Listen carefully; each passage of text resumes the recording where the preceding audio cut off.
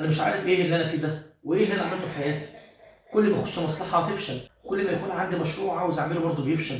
انا خلاص تعبت ودماغي وقفت ومش عارف اتصرف ازاي، وحاسس انها قفلت زي الضمنه، ولا ليها مخرج ولا ليها حل، وحاسس ان حياتي وقفت على كده وانتهت كمان. مالك في ايه؟ انا سامعك من بره حزين وصوتك عالي وبتتكلم وكأن الدنيا بره سامعاك. حاسس ان الدنيا جايه عليا ومش عارف افكر ازاي ومش لاقي لها حل. كل ما اعمل حاجه او كل ما اخش في مشروع يقف، وحاسس ان الدنيا جت في راسي ومش لاقي لها حل. انت عارف انت عملت زي مين؟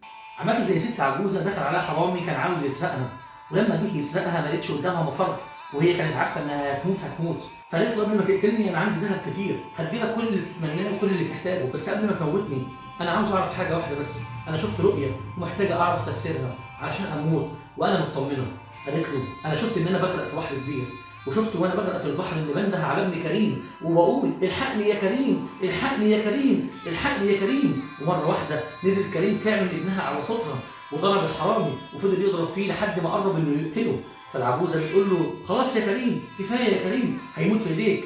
فرد الحرامي وقال له اضرب يا كريم اضرب يا كريم، دي غلطتي، هو انا جاي اسرق ولا جاي افسر احلام؟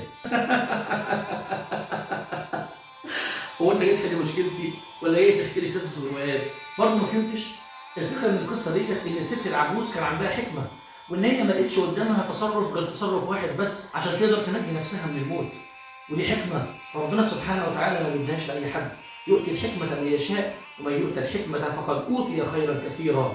وخلي بالك ان الست العجوز ديت احنا محتاجينها النهارده في زماننا ده، محتاجين واحده بمكرها علشان نقدر نتعامل في دنيتنا. فاحنا محتاجين واحده زي ديت في حياتنا علشان نقدر نحل مشاكلنا، ولو عندنا بجد 2 منها او 3 تاكد انها هنكون في حته ثانيه. واعتقد ان انت في ظروفك دي وحالتك دي محتاج انك تكون زيها. سلام.